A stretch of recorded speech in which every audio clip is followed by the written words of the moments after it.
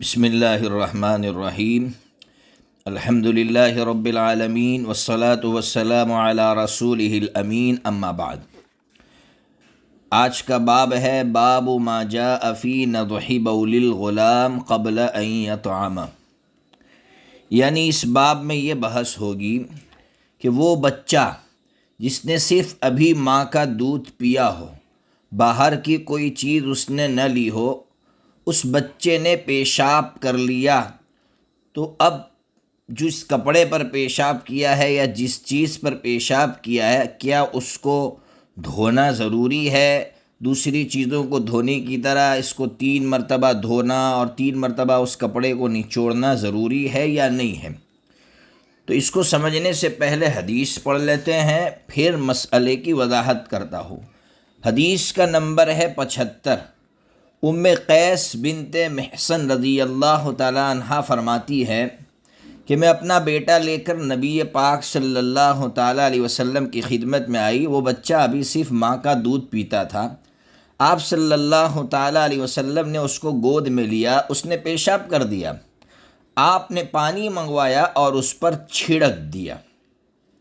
دیکھیے حدیث یہ کہہ رہی ہے کہ وہ بچہ جس نے صرف ماں کا دودھ پیا ہو، باہر کی کوئی چیز نہ لی ہو، وہ لڑکا اگر پیشاب کر دے تو صرف اس کو چھڑک دینا کافی ہو جاتا ہے۔ اب کیا مسئلہ ہے تو پہلے سمجھیے کہ یہ جو مسئلہ چل رہا ہے وہ لڑکی کے بارے میں نہیں ہے، لڑکے کے بارے میں۔ کیا مطلب؟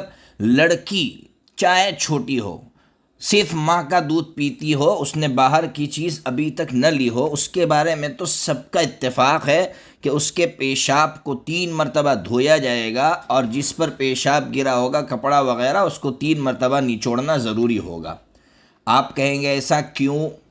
لڑکی کے پیشاب کو 3 مرتبہ دھونا ضروری اور لڑکے کے بارے میں ایسا نہیں ہے؟ تو اس کا جواب یہ ہے کہ لڑکی کے مزاج کے اندر برودت ہے، برودت یعنی ٹھنڈا پن ہے، اور جہاں برودت ہوتی ہے، ٹھنڈا پن ہوتا ہے، اس میں بدبو زیادہ ہوتی ہے۔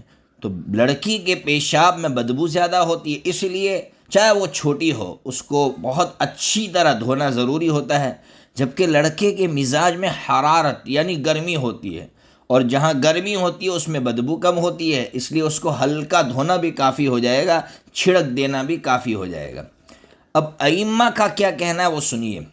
حضرت امام ابو حنیفہ رحمۃ اللہ علیہ کا کہنا ہے کہ لڑکے کے پیشاب کو دھویا جائے گا لیکن ہلکا دھویا جائے گا، دوسری چیزوں کی طرح، دوسری ناپاکیوں کی طرح 3 مرتبہ دھونا اور 3 مرتبہ نچوڑنا ضروری نہیں ہے، لیکن دھونا ہے اور ہلکا دھونا ہے۔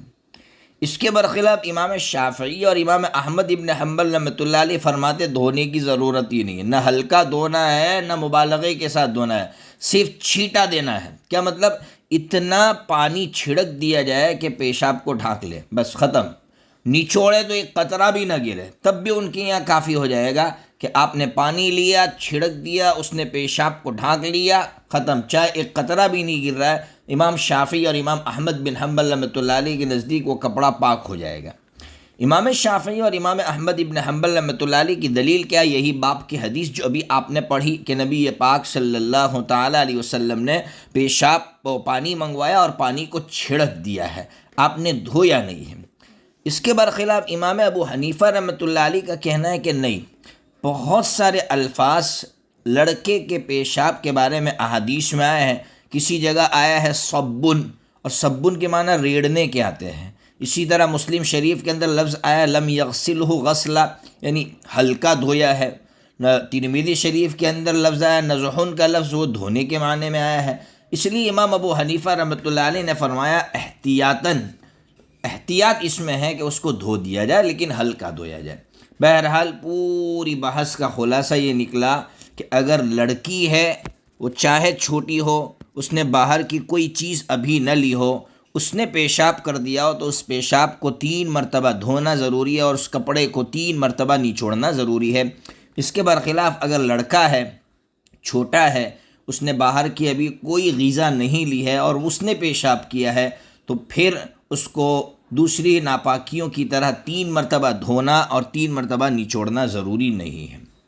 اب اگلا باب پڑھ لیجئے۔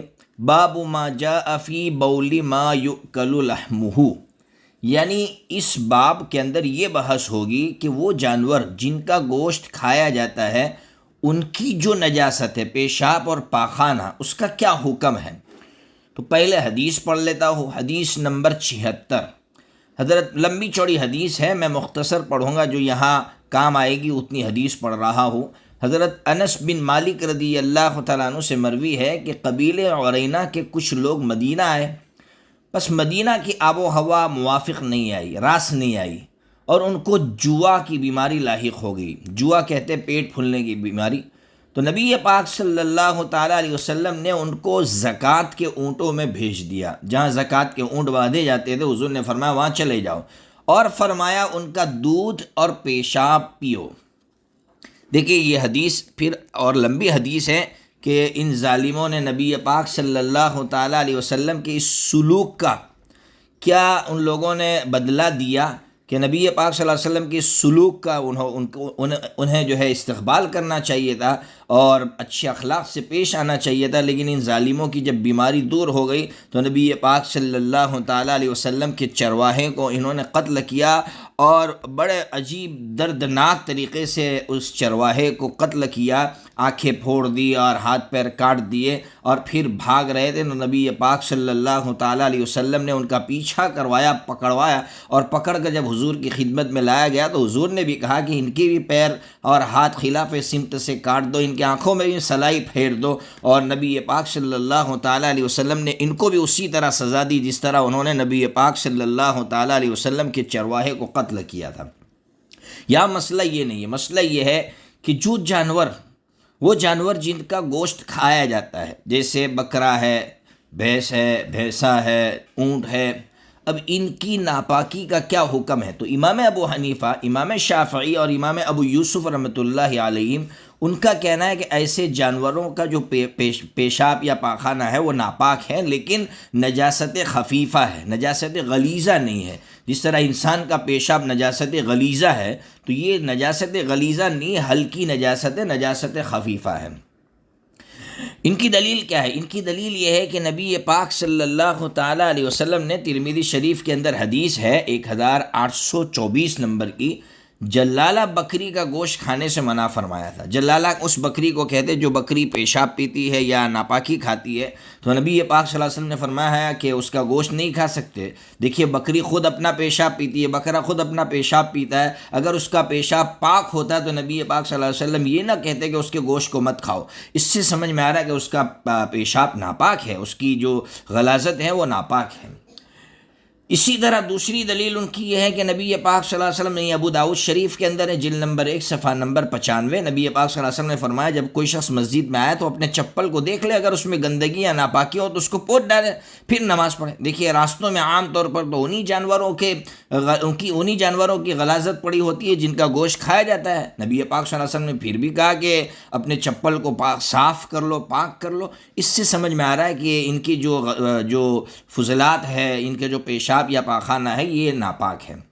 اس کے برخلاف امام مالک، امام احمد بن حنبل اور امام محمد رحمۃ اللہ علیہ، ان کا کہنا ہے کہ ایسے جانور جن کا گوشت کھایا جاتا ہے ان کے فضلات پاک ہے، پیشاب پاخانہ پاک ہے۔ اور ان کی دلیل ابھی آپ نے جو حدیث باب کے تحت پڑھی تھی کہ حضور نے ان سے کہا تھا کہ جاؤ وہاں جو زکوٰۃ کے اونٹ بندھے ہوئے وہاں جاؤ اور وہاں جا کر دودھ اور پیشاب پیو۔ اگر ان کا پیشاب ناپاک ہوتا تو نبی پاک صلی اللہ علیہ وسلم پینے کا حکم نہ دیتے۔ اس سے سمجھ میں آ رہا ہے کہ ایسے جانوروں کا پیشاب پاک ہے۔ اب کیا جواب دیں گے ان حضرات کو جنہوں نے اس حدیث سے استدلال کیا اور کہا کہ بھائی ایسے جانوروں کا پیشاب پاک ہے؟ ان کو جواب دیا امام ابو حنیفہ اور امام شافعی رحمۃ اللہ علیہ نے کہ حضرت آپ کا استدلال اس حدیث سے درست نہیں ہے۔ کیوں درست نہیں ہے؟ اس لیے کہ ان کو جو پیشاب پینے کا حکم دیا تھا وہ بطور علاج کے دیا تھا، اور قاعدہ ہے کہ جب کوئی انسان بیمار ہو جائے اور اس کی بیماری کا اس کے علاوہ یعنی ناپاک چیز کے پینے کے علاوہ اور کوئی آپشن نہ ہو اور کوئی راستہ نہ ہو تو اس ناپاک چیز سے علاج کرنا جائز ہو جاتا ہے۔ اس لیے آپ کا اس حدیث سے استدلال کرنا اور یہ کہنا کہ اس سے سمجھ میں آ رہا ہے کہ اونٹ کا پیشاب پاک ہے، یہ بات درست نہیں ہے۔ یہ بات جو ہے فقہ کا جو قاعدہ ہے اور علماء نے جو احادیث سے جو قاعدہ نکالا ہے اس کے خلاف ہے۔ اب امام ترمذی رحمۃ اللہ علیہ دو باتیں کہہ رہے ہیں۔ پہلی بات تو یہ کہہ رہے ہیں کہ اس حدیث کی ایک سند ہے، صرف یزید بن زریع نے بیان کیا، اور یزید ٹھیک راوی یعنی کوئی اچھا راوی نہیں ہے۔ دوسری بات یہ کہہ رہے کہ ابن سیرین رحمۃ اللہ علیہ فرماتے کہ سزا دینے کا یہ جو طریقہ ابھی آپ کو سنایا میں نے، نبی پاک صلی اللہ علیہ وسلم نے جو سزا دی ہے ان کو، یہ سزا دینے کا طریقہ منسوخ ہو گیا۔ اب اگر کوئی جرم کرے گا تو اس کو صرف تلوار سے کاٹ دیا جائے گا، باقی اس طرح اس کی جو ہاتھ پر خلاف سمت سے کاٹنا، آنکھوں میں سلائی پھیرنا، اس طرح جو ہے اس کو سزا نہیں دی جائے گی۔ کیوں؟ اس لیے کہ حدود کی جو آیتیں ہیں وہ نازل ہوئی، اور ان آیتوں نے اس حکم کو منسوخ کر دیا۔ ان آیتوں نے یہ کہہ دیا کہ اب اگر کسی سے بدلہ لیا جائے گا تو صرف تلوار سے لیا جائے گا۔ اللہ تبارک و تعالی ہمیں احادیث سمجھنے کی توفیق عطا فرمائے۔